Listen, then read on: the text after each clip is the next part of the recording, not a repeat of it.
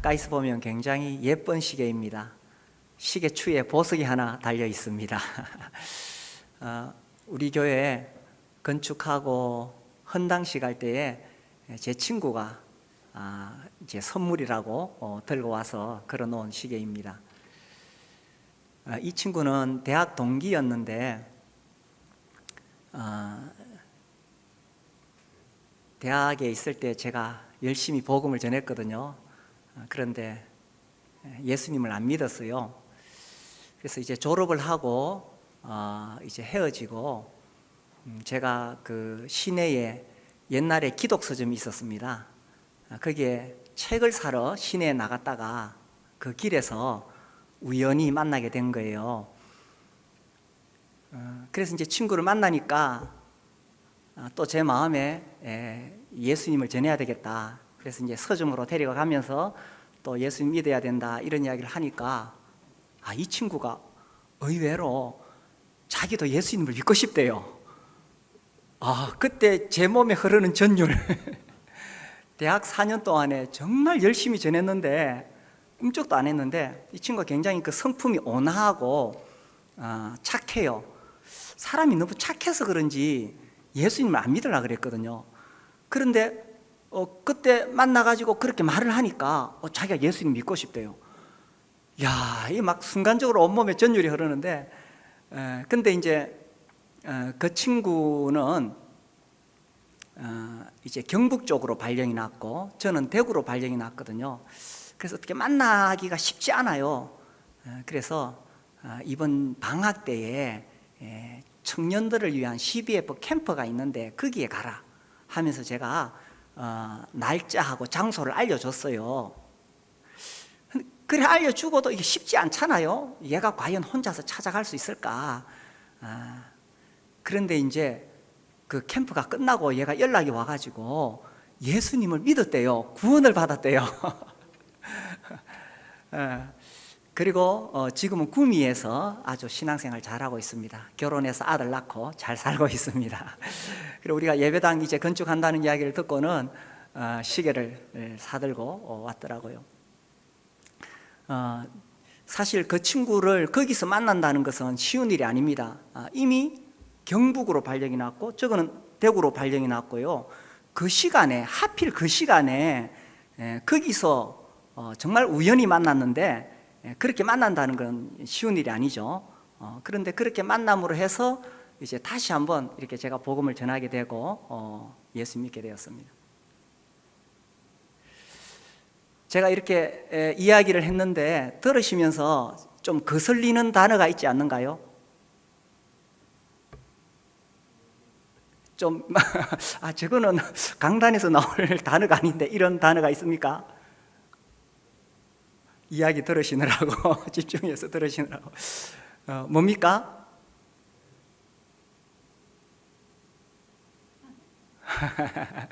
그 친구를 거기서 만난다는 건 정말 쉬운 일이 아니었습니다. 그 시간에 정말 우연히 만났어요. 우연이란 있을 수 없죠.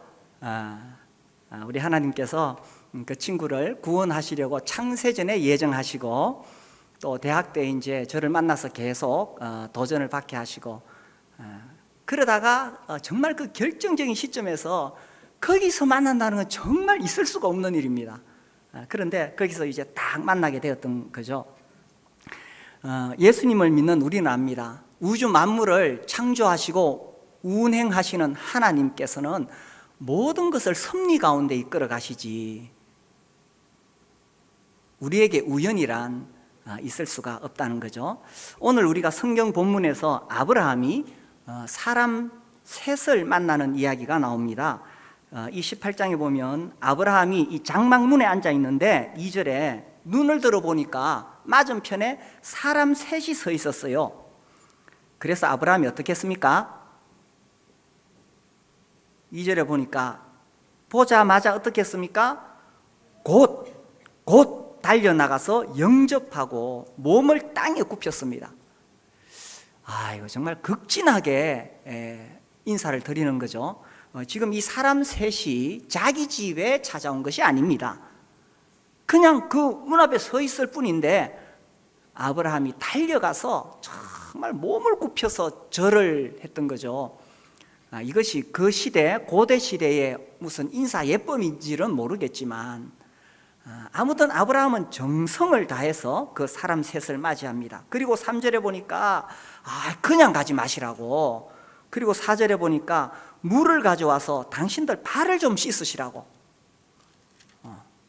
그리고 5절에 보니까 내가 이 당신들을 위해서 정말 당신들이 나에게 오셨는데 그냥 보낼 수 없다, 떡을 대접하겠다 하면서 아주 적극적으로 나오고 있습니다. 이 사람 셋, 아브라함에게 찾아온 손님은 아니지만 아브라함이 정말 극진히 대접하죠. 그 여행하고 있는 여행객들 얼마나 불편하겠어요. 먼저 발을 씻으라고 합니다. 이런 이야기를 들을 때에 우리는 잘 이해 못할 수 있습니다. 우리 어디 가도 수도꼭지만 털면 물이 나와요. 그리고 삼천리반도 금수강산은 어디 가도 물이 있습니다. 그런데 여기는 이 중동 지역, 여기는 물이 없죠. 물이 굉장히 귀한 곳입니다. 근데 이 나그네에게 발 씻으라고 물을 주는 것은 아주 정말 극진한 대접입니다. 제가 1994년도에 중국을 한 달 정도 여행한 적이 있는데, 여름에 방학 때 정말 더웠어요. 정말 더워서 막 온몸에 막 땀이 나고 하는데 거의 한 달 그냥 그렇게 살아갔는 거예요. 그러니까 여행 중에 이제 어떤 이제 예수님을 믿으려고 하는 그런 집이 있었는데, 그 집에서 자기 집에 와서 샤워를 하래요. 이야, 이게 얼마나 고마운 말인지 모릅니다. 지금은 중국이 정말 이렇게 모든 게 다 편리하죠. 그런데 그때만 해도 중국은 정말 열악한 상태였습니다. 그리고 우리가 무슨 이렇게 여행지를 정해놓고 다니는 게 아니라 선교 여행을 다녔기 때문에 정말 피곤하고 힘들었거든요. 그 집에 가서 샤워를 하는데 그냥 막 한 달 동안에 피로가 싹 달아나는 거예요. 여기도 아브라함이 알았죠. 저 나그네들이 이 더운 지방에 여행할 때 얼마나 힘들까. 그래서 발을 씻고 가시라고 정말 이들에게 필요한 도움을 준 거죠. 그리고 여행하다 보니까 떡이 마른 떡이겠죠. 그러니까 자기가 이제 김이 나는 따뜻한 새떡을 대접하고 싶은 거예요. 그래서는 그것도 그냥 억지로 한 게 아니라 허락을 받습니다. 이렇게 해도 되겠습니까? 이 섬김이라는 것은 내가 하고 싶다고 해서 하면 안 되죠, 그죠? 정말 이 상대방의 자존심을 건드리면 안 되고, 상대방에게 무례히하는 것도 섬김이 아닙니다. 그래서 정말 그들의 필요에 따라서 정말 이렇게 마음으로 정성을 다해서 이렇게 섬긴 거죠. 그래서 이제 허락을 받아가지고 6절에 보니까 아브라함이 급히 가서 가루를 가져와서 반죽을 하고 송아지 내어다가 잡고, 저는 이 장면 읽을 때마다 늘 궁금했어요. 아니, 송아지를 아무리 급히 잡아도 이게 요리로 나오는데 시간이 얼마나 걸릴까? 식육점에서 고기 사다 와서 요리해도 시간이 걸리는데, 근데 제가 이 사람들에게 좀 물어보니까 이 숙달된 사람은 한 30-40분 하면 송아지 잡아가지고 고기 딱 낼 수 있대요. 그래서 급히 잡아가지고 요리를 해서 이제 그들 앞에 차려놓고 그들이 먹도록 합니다. 자, 보세요. 아브라함이 이 사람 셋이 하나님인 줄 알았을까요? 몰랐을까요? 우리가 여기까지 쭉 읽어보면 사람 셋이라고만 되어 있지 하나님이라는 사실을 모릅니다. 그리고 이제 히브리서 13장에 보면 또 이런 말씀이 있어요. 히브리서 13장 1절, 형제 사랑하기를 계속하고 손님 대접하기를 잊지 말라. 13장 2절에 보면 이로써 부지 중에 천사들을 대접한 이들이 있었느니라, 이렇게 나옵니다. 부지 중에 천사인 줄 알지 못하고 그렇게 대접을 했다라는 것입니다. 고대 시대에는 이 나그네를 접대하는 것이 아주 미덕이었고 또 정말 기꺼이 그렇게 하려고 했습니다. 요즘은 낯선 사람들 한테 친절을 잘못 베풀면 좀 위험한 시대죠. 전에 왜 이런 일도 있었잖아요. 봉고차, 우리는 봉고차로 통하죠. 봉고차가 갑자기 길을 멈추고 어떤 학생한테 우리 어디 가는데 길 좀 알려달라. 그 학생이 알려주니까 여기 올라타서 좀 알려달라. 이랬다가 뭐 납치당한 그런 이야기, 뭐 사실인지 아닌지 그런 이야기가 나돌고 있죠. 그래서 지금은 이 잘 모르는 사람에게는 친절을 베푸는 것도 위험한 그런 시대입니다. 그러나 이 고대 시대에 나그네를 접대하는 것은 미덕이었고, 그때에 이 아브라함이 이 사람들을 접대할 때 무슨 어떤 대가를 바라고 한 게 아니에요. 그냥 순수한 동기였습니다. 저 사람들이 여행하는데 얼마나 피곤하고 힘들까. 그야말로 아주 순수한 동기로 그들을 접대했다는 겁니다. 만약에 하나님인 줄 알았다면 당연히 했겠죠. 마태복음 25장에 보면 예수님께서 이런 비유를 말씀하시죠. 마지막 임금님이, 양과 염소의 비유 보면 그죠? 임금님이 사람들에게 말합니다. 너희들은 내가 줄일 때에 먹을 것을 주었고, 목마를 때에 마실 것을 주었고, 나그네 되었을 때 영접하였고, 헐벗을 때 옷을 입혔고, 병들었을 때 돌보았고, 옥에 갇혔을 때 나를 찾아와서 보았다. 그러니까 이 사람들이 깜짝 놀랍니다. 아이고 임금님, 우리가 언제 임금님이 그렇게 음식 줄일 때에 우리가 음식을 갖다 드렸고, 또 목마를 때 마실 걸 갖다 드렸고, 언제 그렇게 돌봐드렸습니까? 그때 임금님이 뭐라 그러셨어요? 이 지극히 작은 자 중에 한 사람에게 한 것이 곧 누구에게 한 거라고요? 임금님 자기에게 한 것 같다, 이렇게 말씀하셨어요. 그러면서 그 임금님이 이렇게 말씀하시죠. 아버지께 복받을 자들이여, 나와 창세로부터 너희를 위하여 예비된 나라를 상속받으라 하면서 엄청난 복을 주십니다. 물론 이 비유는 뭐 교리적으로 또 뭐 이렇게 그렇게 해석할 수도 있지만, 그러나 이 비유를 통해서 말씀하시고자 하시는 주님의 말씀은 지극히 작은 자 중에 한 사람에게 한 것이 주님에게 한 것과 같다는 거예요. 정말 내가 봤을 때 도움이 필요한 사람, 어려운 사람, 나는 그냥 어떤 대가를 바라고 한 게 아니에요. 순수한 마음으로 그렇게 했는데 주님은 그렇게 말씀하셨다는 거예요. 만약에 알았다면 당연히 잘했죠. 예수님이요, 우리 예배당에 오셨는데 누더기 걸치고 신발도 제대로 안 신고 들어와 보셔요. 어떻게 하겠습니까? 당장 백화점 모시고 가가지고 최고급 옷으로 입혀드리고 신발 최고로 좋은 거, 그리고 막 대구 최고 좋은 식당에 예약해서 그죠? 음식 접대 안 하겠어요. 예수님이 저 한미병원에, 여기 무슨 병원입니까? 그 병원에 입원하셔봐요. 가만히 있을 사람 있는가?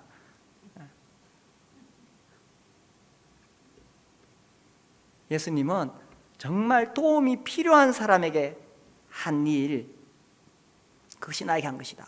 이 아브라함은 정말 도움이 필요한 이 나그네들에게 그렇게 그들의 필요를 채워 주었다는 것입니다. 오늘 내가 만난 그 사람, 뭔가 나의 도움이 필요하지 않았을까요? 우리가 무심코 지나가다 보면 모를 수 있지만 가만히 생각해 보면 그 사람의 지금 나의 도움이 필요하지 않았을까요? 이 아브라함은 그 당시에 여행하는 여행객들에게 뭐가 필요한지를 알았기 때문에 그렇게 해줄 수가 있었다는 것입니다. 우리 교회 그 하나님을 경험하는 삶 공부 계속 하고 있는데, 저는 할 때마다 늘 그 책에서 같은 말인데도 참 저에게 교훈이 되는 것을 발견합니다. 그 첫 번째 단계가, 하나님은 항상 당신 주위에서 일하고 계십니다. 하나님은 항상 당신 주위에서 일하고 계십니다.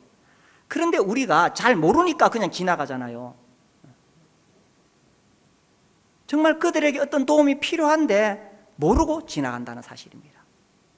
특별히 그 헨리 블랙가비가 이런 말을 합니다.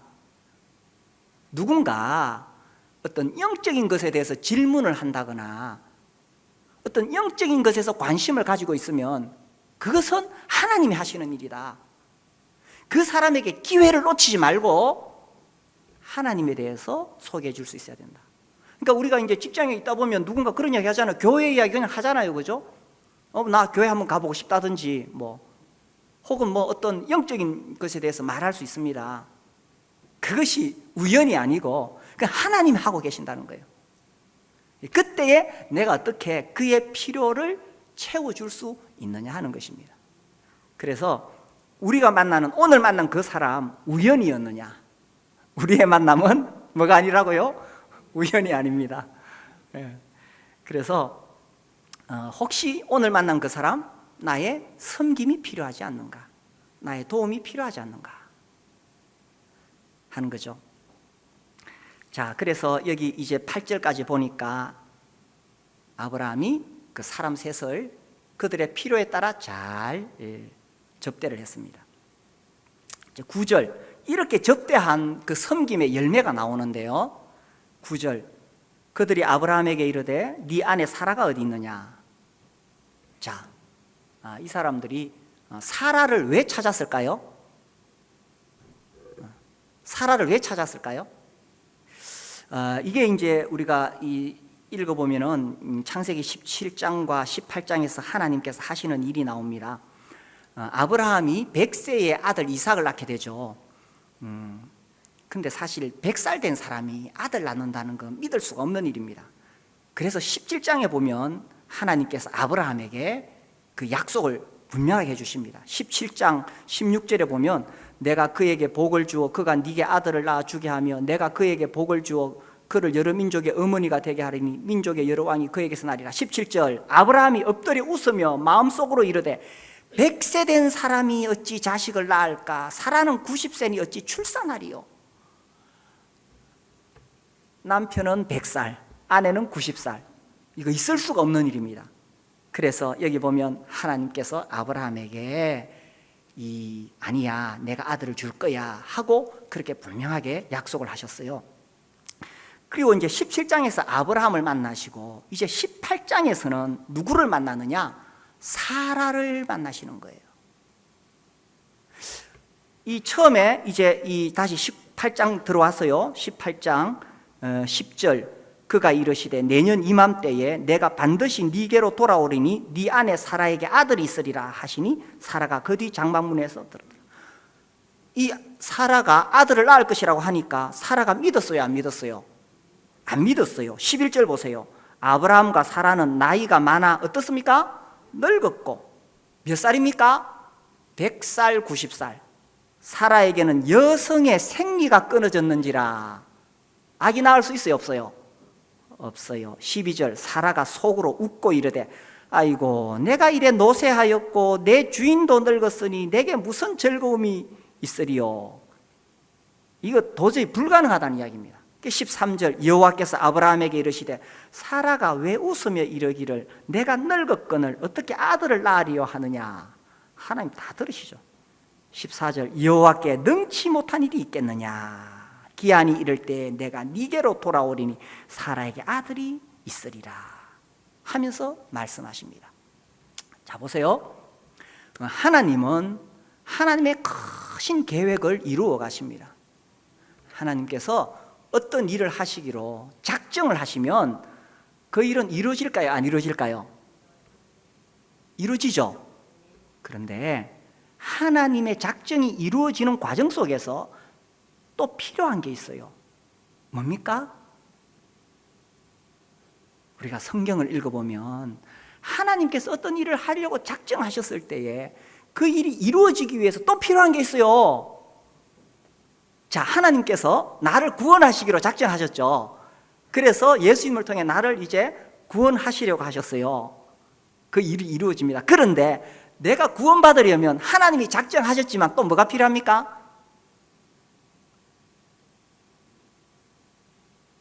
하나님이 나를 구원하시기로 작정하셨지만 또 뭐가 필요해요? 내가 어떻게 됩니까? 믿어야 되죠. 나의 믿음이 필요한 거예요. 항상 하나님의 작정과 인간의 믿음이 합쳐져야 하나님 역사가 일어나는 겁니다. 이제 하나님께서는 아브라함과 사라를 통해 아들을 주시겠다고 작정하셨지만 그것이 이루어지기 위해서는 아브라함과 사라의 믿음이 필요한 거예요. 맞습니까? 그래서 17장에서 아브라함을 찾아오시고 18장에서 사라를 찾아오셨는데 17장과 18장만 읽어봐서는 아브라함과 사라가 믿었는지 안 믿었는지 잘 몰라요. 그런데 믿었습니까? 믿었습니까? 믿었어요. 아브라함의 믿음은 로마서 4장에 나오죠. 우리가 로마서 4장을 딱 보니까 아브라함이 믿었다고 돼 있거든요. 로마서 4장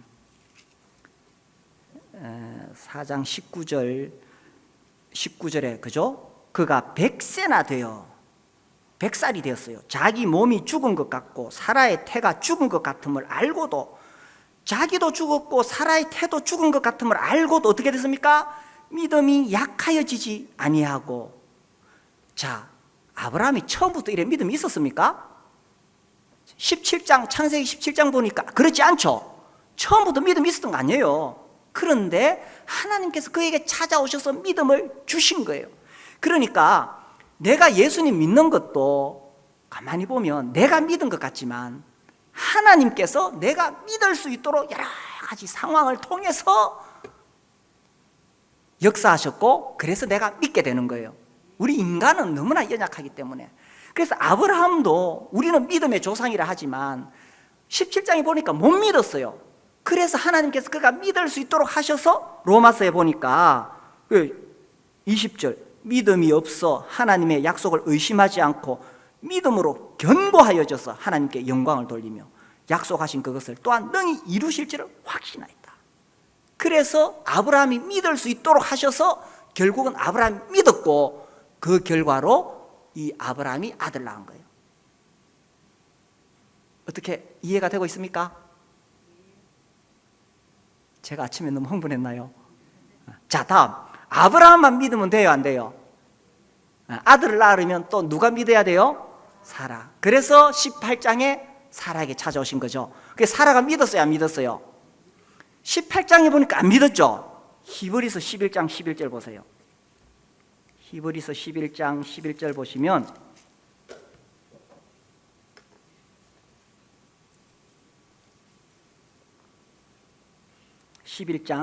같이 읽읍시다. 시작. 믿음으로 사라 자신도 나이가 많아 단산하였으나 잉태할 수 있는 힘을 얻었으니 이는 약속하신 이를 미쁘신 줄 알았습니다.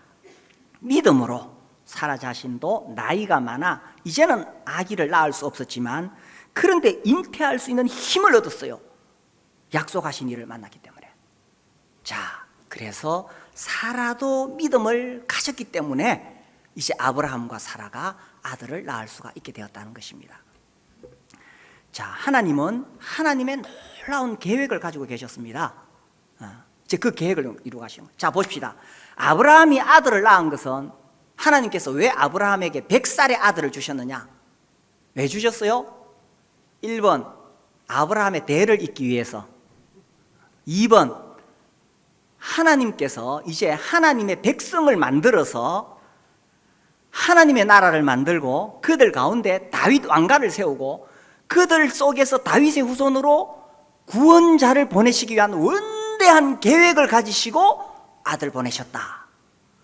1번과 2번 중에 뭐가 맞습니까? 예? 2번이죠. 이로 볼 때에 아브라함이 100살의 아들 낳은 것은 단순히 그의 믿음을 칭찬하기 위한 것이 아니었다는 것입니다.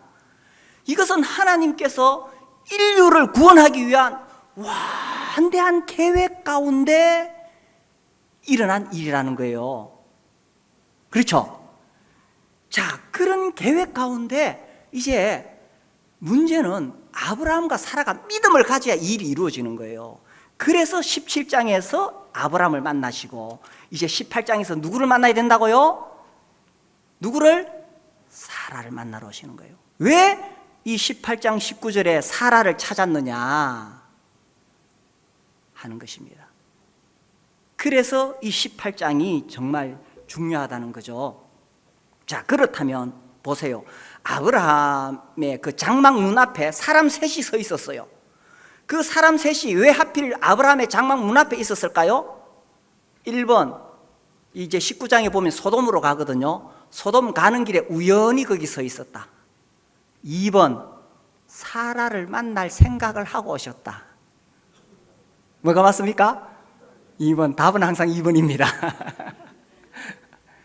그런데 만약에 아브라함이 사람 3명 서 있네, 여행하는가 보네, 아이고 힘들겠다, 가만히 있었으면 어떻게 되었을까요?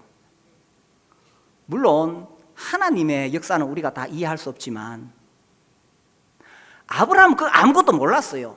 단지 아브라함은 뭘 알았느냐, 저 여행하는 사람들 참 피곤하겠구나, 발이라도 좀 씻고 가고 먹을 거라도 좀 대접해야 되겠다, 요 마음 알았는 거예요. 그들이 하나님인 줄 알았으면, 사라를 만나러 온 줄 알았으면 당연히 아브라함이 이렇게 접대했겠죠. 그건 몰랐어요. 그냥 그들의 필요를 채워주고 싶은 마음뿐이었다는 것입니다. 그런데 그들을 섬겼기 때문에 이제 하나님의 계획이 매우 순조롭게 진행이 되어져서 사라를 만나고 사라가 믿음을 가지게 되었죠. 그래서 아들을 낳았죠. 그 아들을 낳은 것이 단순히 아브라함 노년의 대를 잇는 문제가 아니었다는 것입니다. 그 아들을 통해서 12지파, 그 다음에 다윗 왕가, 그 다음에 메시아 계보, 그 다음에 하나님이 인류를 구원하시고자 하시는 메시아가 오시게 되었다는 겁니다. 그러니까 아브라함은 자기도 모르게 하나님의 인류를 구원하시고자 하시는 그 구속 계획에 자기도 모르게 참여하게 되었다는 이야기입니다. 자, 오늘 내가 만난 그 사람, 이제 오늘 우리가 이제 오후에 운동회 하면서 또 우리 성도들 서로 만나게 되죠. 또 내일 출근하면 직장에서 뭐 늘 만나는 그 직장 동료를 만날 수도 있고, 혹은 갑자기 뭐 연락이 끊어졌던 친구가 연락이 오기도 할 수 있고요. 뭐 그럴 수 있습니다. 그런데 오늘 내가 만난 그 사람, 그냥 우연일까? 아니면 이 친구도 하나님의 크신 섭리 가운데 있는 건 아닐까? 혹시나 그 친구에게 뭔가 내가 도와줄 수 있는 일이 없을까? 그 친구의 필요를 내가 채워줄 수 있는 게 없을까 하는 것입니다. 그건 내가 뭘 바라는 게 아니에요. 무슨 대가를 요구하는 게 아니고 그냥 아브라함처럼 이 여행객들 피곤하고 배고플 테니까 그냥 섬기는 겁니다. 그냥 섬겼는데 지금 나는 알지 못했지만 그것이 놀라운 하나님께서 인류를 이끌어 가시는 그 크신 계획 가운데 나도 모르게 거기에 참여할 수가 있다는 사실입니다. 자, 그래서 우리가 만나는 사람들, 우리에게 일어나는 일들이 우연일까 하는 거죠. 우연일까? 성경에 우연이라는 단어가 나오죠. 한번 찾아볼까요? 룻기서 2장을 보겠습니다.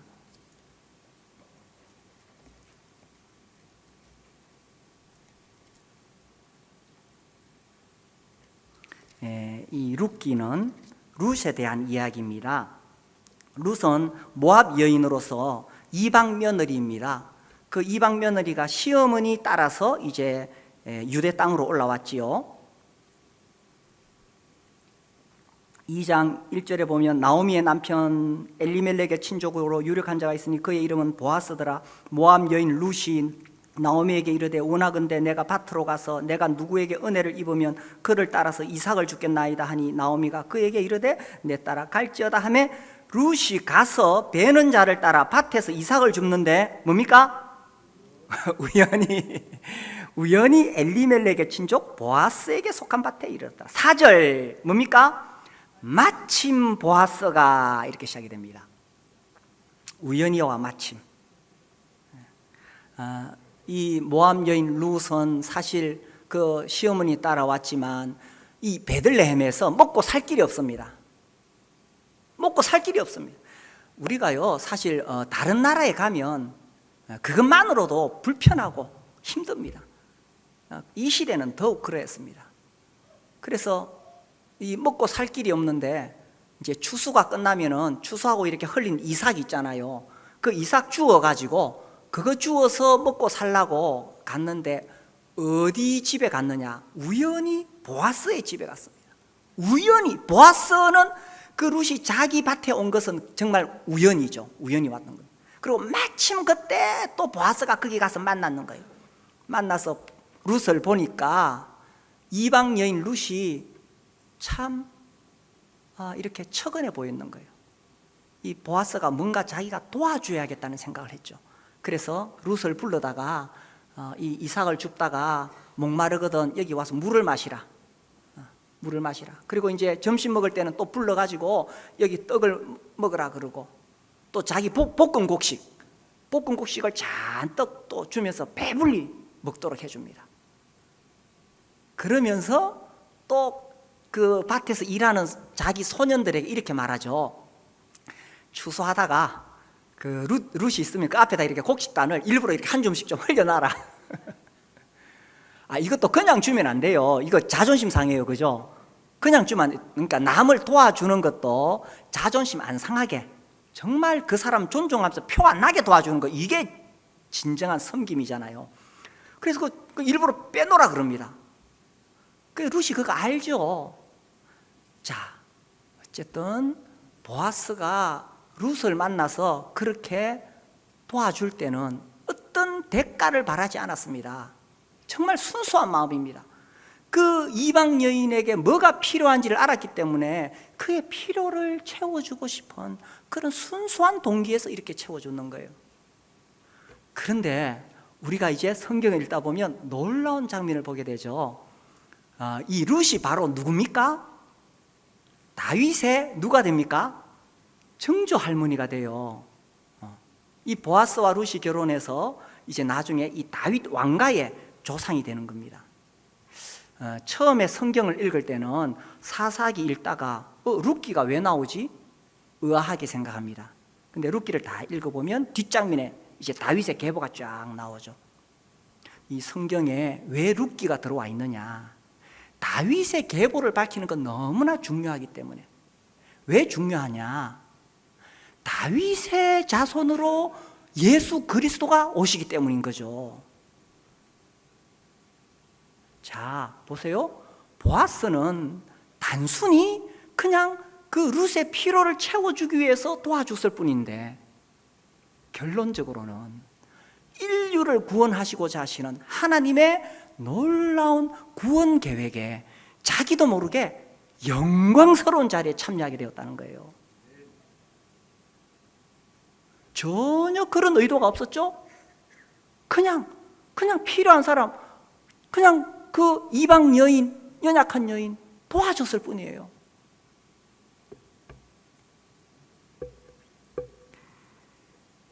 그가 그렇게 도와준 것이 이렇게 놀라운 축복을 가져올 줄 어떻게 알았을까요? 우리가 하루하루 살아갑니다. 내 인생에서 하루의 의미가 뭘까요? 어쩌면 직장에 출근해서 다람쥐 쳇바퀴 돌듯이 똑같은 하루가 지나가고 피곤하니까 남들 신경 쓸 여가 없어. 그냥 내일 하고 빨리 집에 가서 퇴근하고. 언제 남을 돌아봅니까? 저 사람에게 뭐가 필요한지 내가 어떻게 생각할 여유가 있겠어요? 그리고 또 우리가 인생을 살다 보면 정말 어려운 고난을 당하면 이런 생각이 듭니다. 아이고, 오늘 하루 내가 더 살아본들 뭐 하겠나? 혹시 그런 생각 드신 분 있으세요? 아이고, 나 없어도 세상은 잘 돌아가는데 오늘 하루 내가 더 살아본들 뭐 하겠나? 이런 생각이 들 때도 있습니다. 그런데 하나님은 오늘 나에게 주신 그 하루가 나에게 우연이 아니고, 오늘 내가 만난 그 사람도 우연이 아니고, 하나님의 섭리 가운데 나의 인생을 한 걸음 한 걸음 이끌고 계신다는 사실입니다. 그렇다면 오늘 하루가 나에게 얼마나 소중하냐 하는 거죠. 그리고 오늘 내가 만나는 그 사람들이 얼마나 소중하냐 하는 것입니다.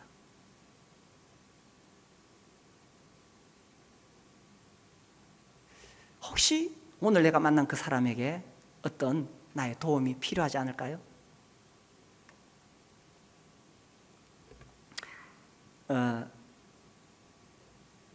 제 아내가 한 10년 전에 갑상선 암 수술을 했습니다.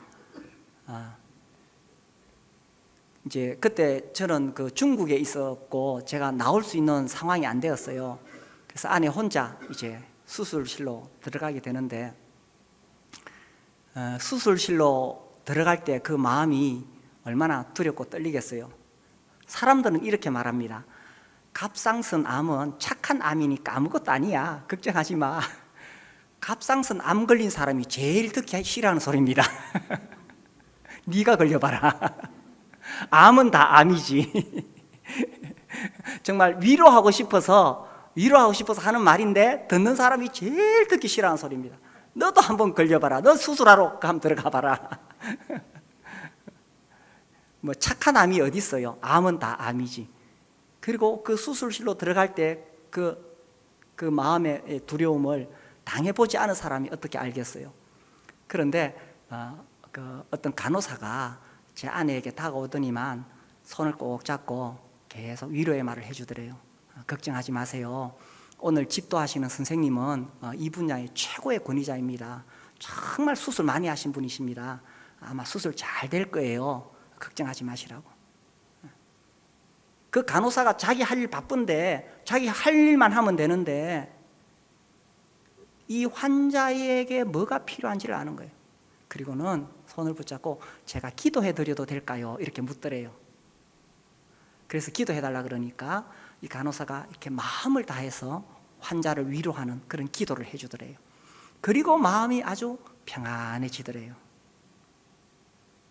그 간호사는 수술실로 들어가는 수많은 환자들을 보았겠죠? 그냥 자기도 바쁜데 자기 할 일 하면 됩니다. 그런데 이 사람에게 정말 뭐가 필요한지를 알았기 때문에, 그 암 환자가 수술실로 들어갈 때 얼마나 두려운가를 알았기 때문에 자기가 할 수 있는 가장 최고의 일, 기도해 준 거죠. 우리는 직장에서 바쁘게 막 내 할 일 너무 바쁘고 그죠? 빨리 퇴근해야 되고 시간 나면 스마트폰 봐야 되고. 그런데 오늘 내가 만난 그 사람, 혹시 나의 도움을 필요로 하는 사람은 아니었는가요? 그런데 오늘 내가 만난 그 사람을 내가 그냥 아무 대가를 바라지 않고 순수하게 도와줬는데, 마지막 날에 임금님 말씀하시기를 내가 줄일 때 네가 나에게 먹을 것을 주었고, 내가 목마를 때 네가 마실 것을 주었고, 내가 헐벗었을 때 입힐 것을 주었고, 입을 것을 주었고, 내가 병들었을 때 찾아와 줬고, 내가 옥에 갇혔을 때 네가 나를 돌봐 줬다 라고 하신다면 이건 얼마나 놀라운 일이겠어요?